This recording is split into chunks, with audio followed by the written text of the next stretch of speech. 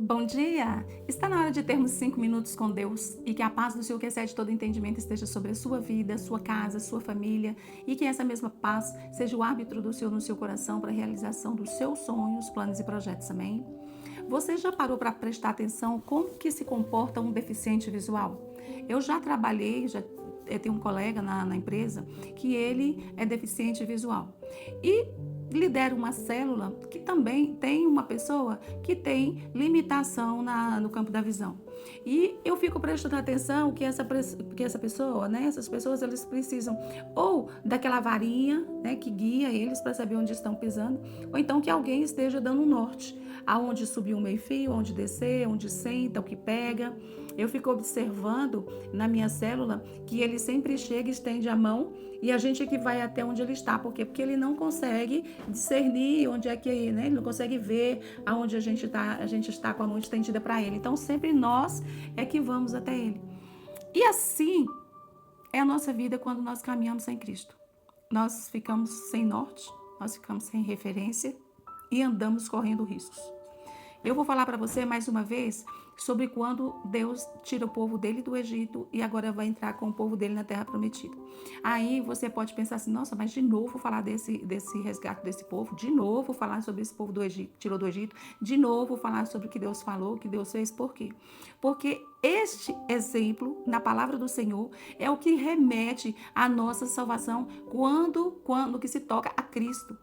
Da forma como Moisés foi ali e tirou aquele povo fisicamente do Egito e transportou para uma terra nova, ele estava remetendo ao que aconteceria depois.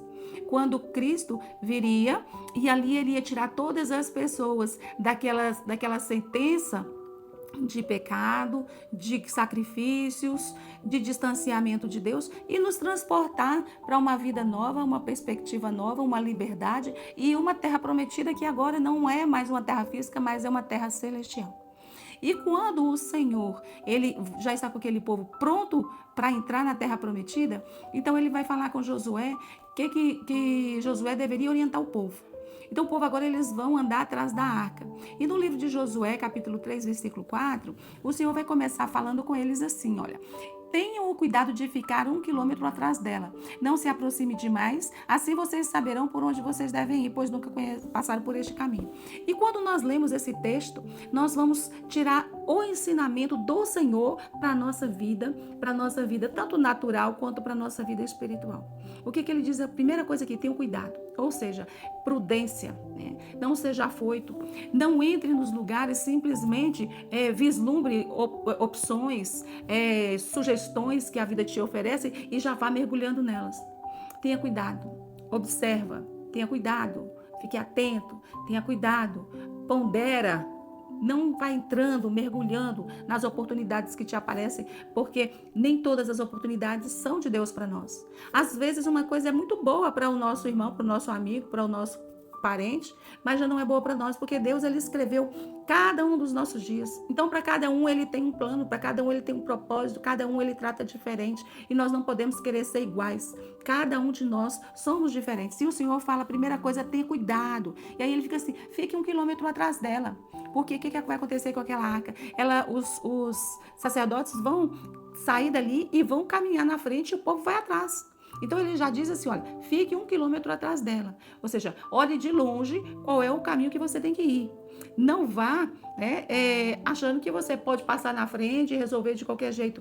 Tenha prudência, não seja afoito, não perca ela de vista, ela está a uma distância grande, então dá para olhar para onde ela está indo e segue esse caminho. E ele fala assim, não se aproxime demais. Às vezes tem situações que nós nos envolvemos com ela, nós nos misturamos com as situações e as coisas dão errado. A gente não para, não pensa, não observa e já entra logo. E quando a gente vê, tudo dá errado. Todas as coisas são problemáticas para nós. E o Senhor, ele nos ensina a ser prudentes. Devemos estar atentos à palavra do Senhor e não passar na frente, não se misturar.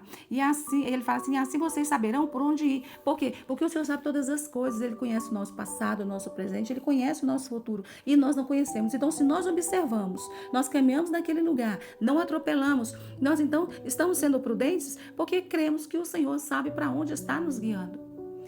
Olha, a maturidade é muito importante nesse sentido. não atropelar as coisas e crer que o Senhor sabe para onde está nos levando. E ele fala assim, pois vocês nunca passaram por esse caminho, ou seja, nossa vida é uma incógnita e só o Senhor é que conhece. Só anda assim quem conhece a Deus, só anda assim quem tem fé em Deus. E como eu disse, um cego precisa de um guia e nós também precisamos do Senhor como nosso guia. Jesus, ele nos diz o seguinte, ele é o caminho, ele é a verdade e a vida e ninguém vai ao Pai a não ser por ele. Nós devemos confiar, entregar as nossas vidas e crer que todos os planos dele para nós são muito melhores do que os nossos. E assim a gente vai entrar numa terra prometida como o Senhor fez com aquele povo.